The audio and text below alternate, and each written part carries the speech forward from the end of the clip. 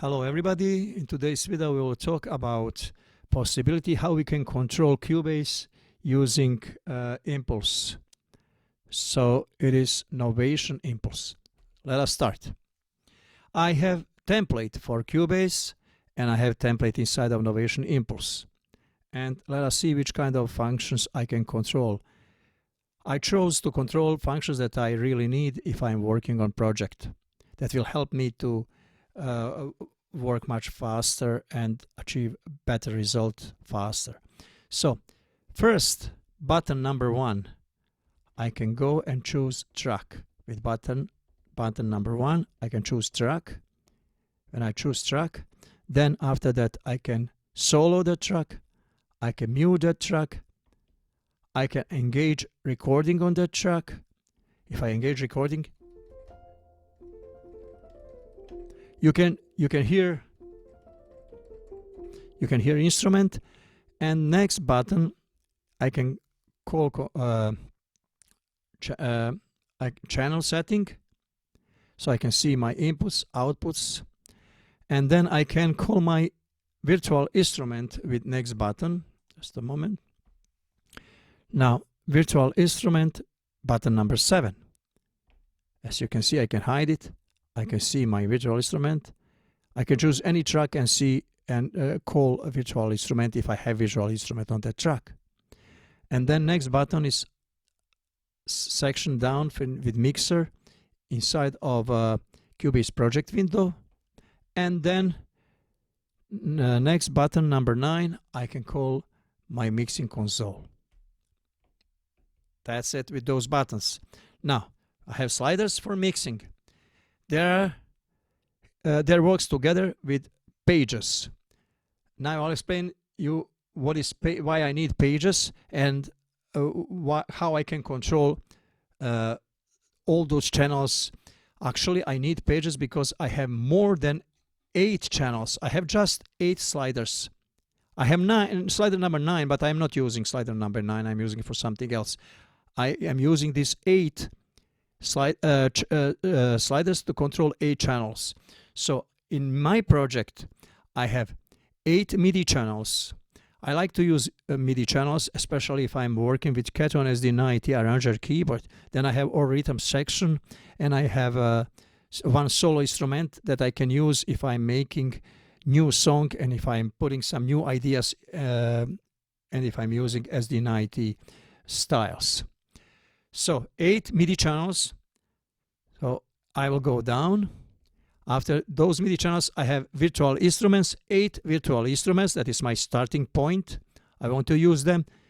Sometimes if I want to change those MIDI channels to virtual instruments, if I want to escape using SD90 when I put some idea, then I want to continue to work with virtual instrument instead of my instruments from SD90, I can do that. That's why I have same number of channels. Then I have audio tracks, down 4 audio tracks. So that will help me if I want to put some audio information there. For start, that is okay. I don't need more because I'm more focused on virtual instruments and MIDI because I'm keyboard player and I'm using a lot of MIDI and virtual instruments. Why is that? Because if I'm using virtual instruments and MIDI tracks, then I'm flexible. I can change tempo, I can change pitch whenever I want to. So it is easier to edit that material, and when I know that is done and if I know that is whatever I want to have, then after that I can everything just record to audio tracks or my MIDI tracks. I can just put to contact or any another virtual instruments, and I can use them as audio. I can manipulate with them as audio. If I have instrument track, I can put plugins. I can do everything what I can do with audio track. Then I have 2 vocal tracks for start point, and I have 2 backup vocal tracks. But my project has more channels. This is just for start as a starting point.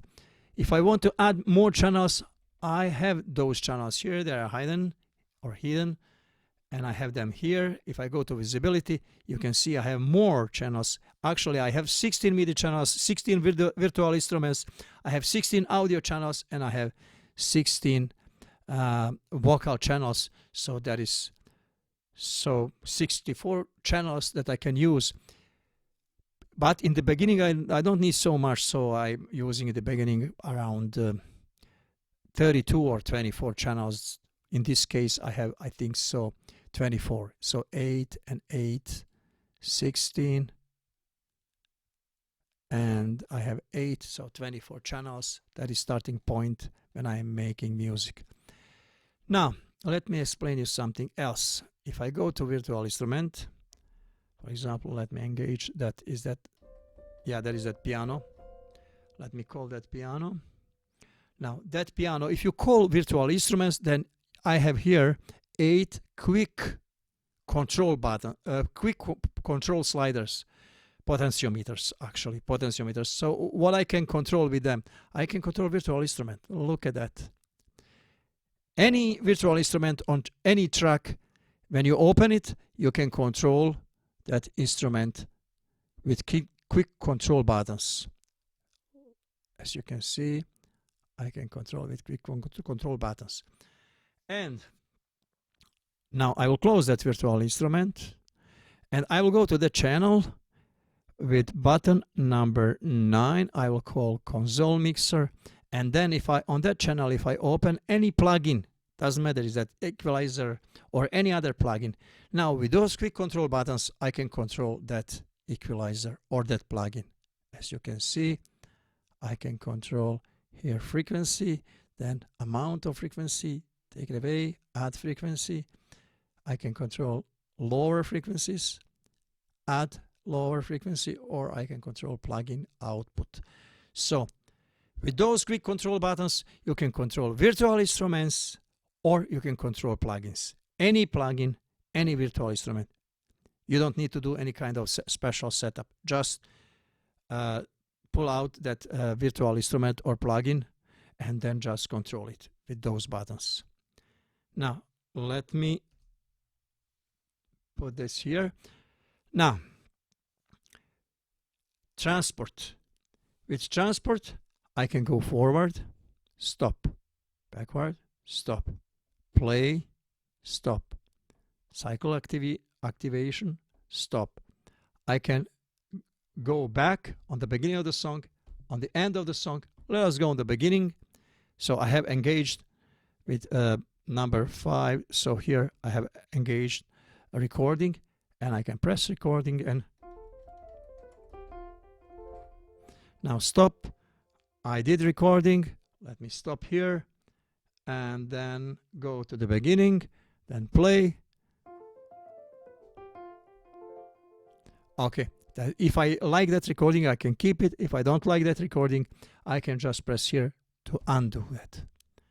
Now let us go and to see how this works with mixing. I think I already showed you, but anyway I'll show you again. That I will call this mixer. Now if I want to control more channels here I have to make pages, because I have more than as I told you, I have more than 8 channels, but I have just 8 sliders. So I have page number 1 where I can control first group of the sliders.